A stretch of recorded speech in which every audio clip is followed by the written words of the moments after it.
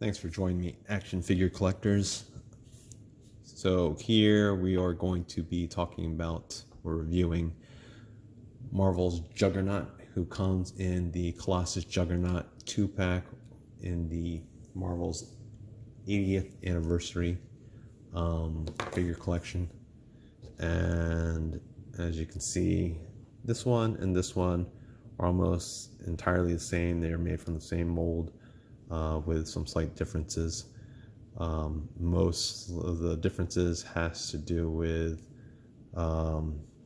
paint details, obviously.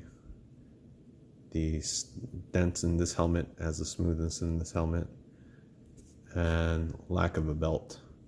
Also, this figure comes with 2 pairs of hands, fists, and grabby open hands.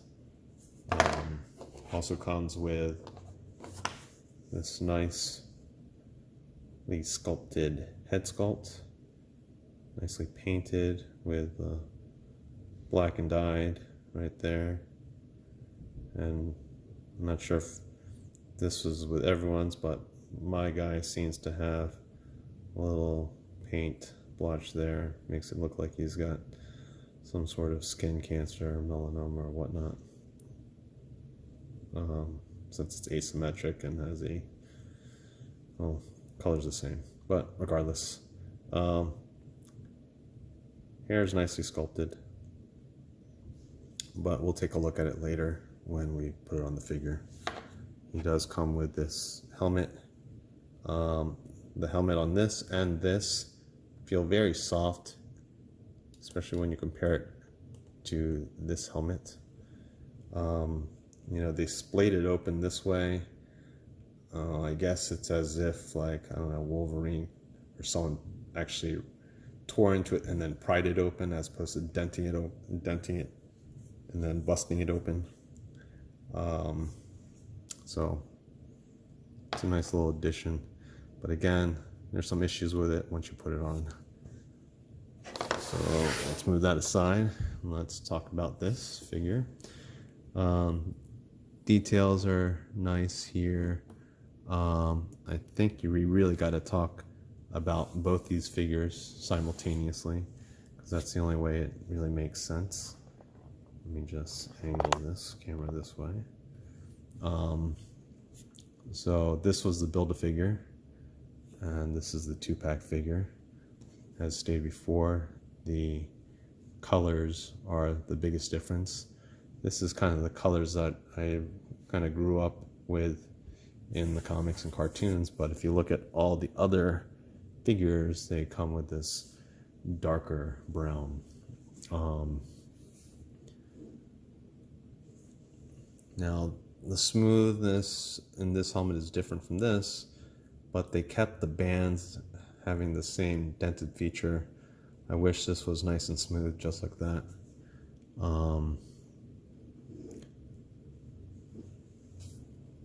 And let's see, these lines look a little bit different as well. They painted that differently. I think these lines are a little bit thicker than the lines over here on the left. And even here, so it's like these are just almost look straight down, while these are more curved. This one's curved too.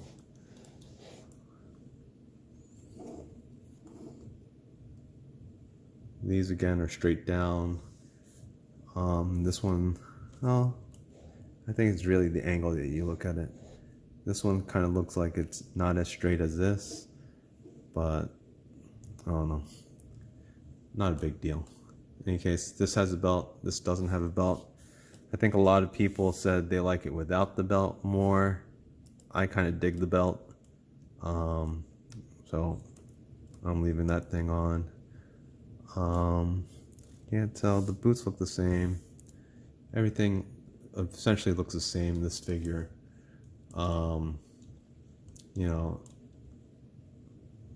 The eyes are different. You can see his eyes actually have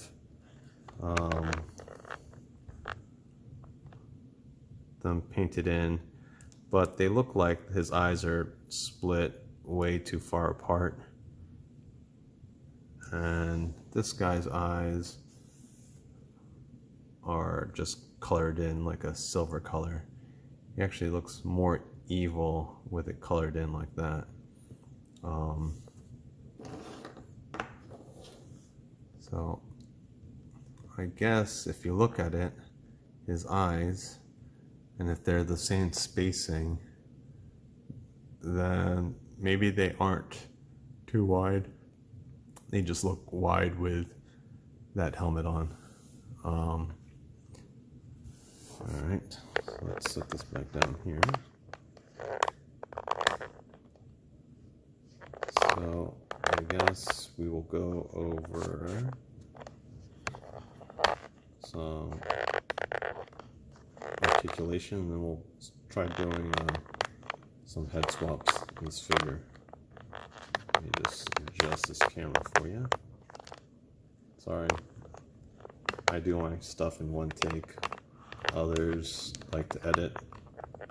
I have not even tried to edit one video, and it shows in all my videos. But I do this for fun, and I just don't have time to edit. In any case,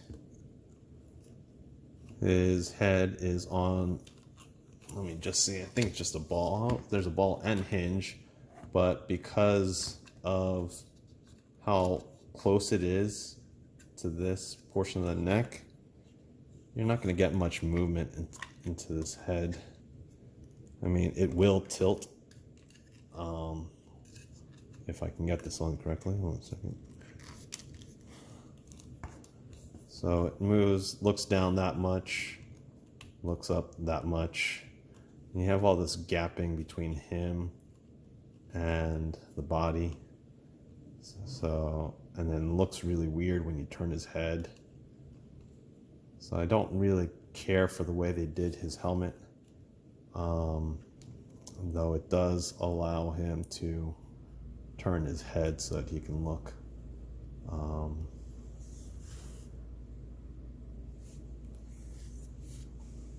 Oh no, I mean, with the original Toy Biz figure, they did manage it so it wouldn't have all these gaps. They had this nice ring around here, an extra little shoulder piece here, which makes the helmet sit a little bit higher. So if they added that, maybe it would have turned out a little bit better. Probably still would have a problem when he turns his head, because you can't look sideways and fix that. That's, you know, that's going to overhang way too much. And, you know, it's basically, this is the way that the helmet should look. That one is a little too egg-shaped, but the problem with this style is that when you do, if you do turn his head, then it's going to overhang like that. So that's an issue, but I would still like to have these pieces here. I think it makes it look better than just this clean piece, but I guess that's not really comic accurate to have these pieces. So I don't know. I don't know what the right answer is. I just don't like these big gaps though. So tilts forward, back, look side to side. Minimal amount of tilt, only because of the helmet itself. So when I pop off that head and put on this other head, you can see he's got no neck and looks terrible. So again, he can only look up that much and look down that much, which is pretty terrible. Not much of an attitude in terms of tilting side to side. He does look sideways that way. Now if you compare him versus this little figure who is also helmetless. You can see this figure actually comes with an extra neck piece, which allows him to have a lot more range of motion in his head. But these neck joints or neck pieces is a lot different on this compared to the figure we're talking about. So with this little guy, he is afforded the ability to really have a lot of range of motion. He can look up all the way up that way, he can look down that way. It's just a little bit ugly over here in his head here, but you know, it's all about what you want in the figure. I just think that the helmetless head looks great off of the figure, but on the figure doesn't look that great, especially from the side. But it's nice to have. I'm glad they included it. So let's finish off articulation. He can only put his arms up. Let's see. Oh, the more I work it, the more he goes. Wow, it's tough though. So I think about that high, a little bit higher than 90, which is pretty decent. Oh, guess who had to learn how to edit something? My camera just fell. In any case, it's got biceps swivel right there. He's only got single jointed elbows, which can go a little bit less than 90. Again, with these bigger figures, it's hard to get them to have that full range.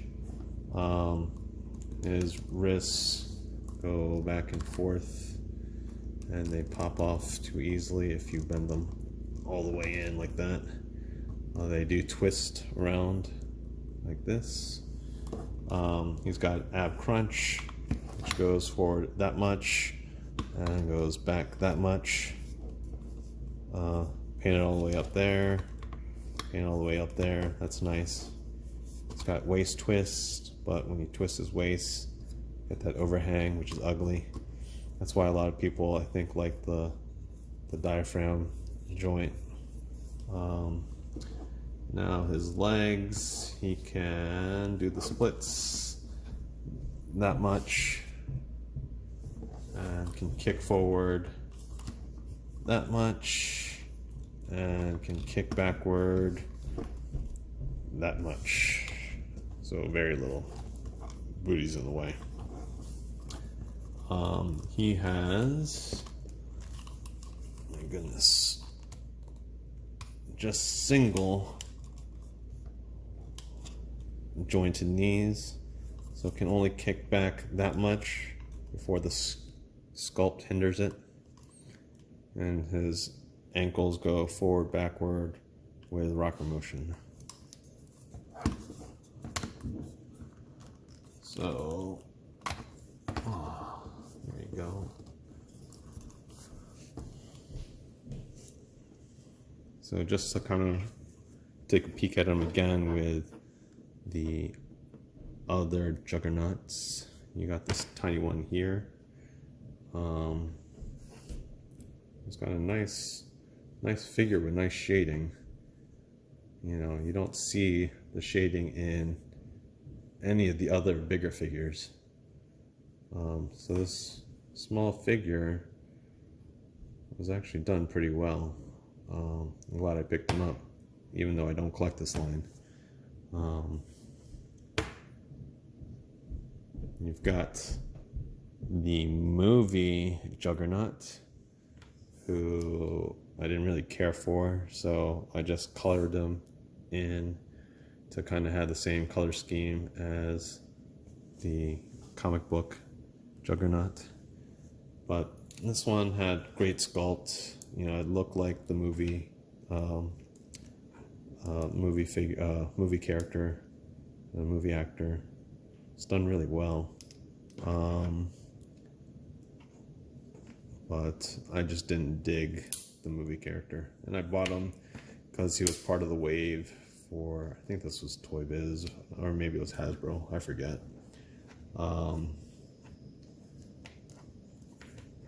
But I just colored him in. But there's no point in even really viewing this character because he has no true comparison with this other than he shares the same name, that he's the Juggernaut. But otherwise, it's just a movie realization and looks nothing like this character. Here we have the Toy Biz Juggernaut, and if you were a collector back in the day, this was one of the characters to have if you were truly serious about collecting. So he is grossly out of proportion. I've always hated his arms.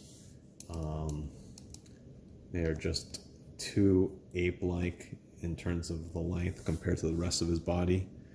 But he was a must-have.